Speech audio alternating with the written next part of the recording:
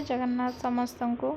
किंतु मो बिल्लू आज उठबनी से लेट उठब तार एबे भी राति तुम तरबुजटा नि आज उपास पा थैंक यू वेलकम। आज हूँ सोमवार आउ मो हजबैंड कर भी उपास अच्छी सी तो फ्रूट्स खाइबे। तो आज मु आम घर को आस मो पीसा पीसी तो से आज कौन बनई चलते देखा।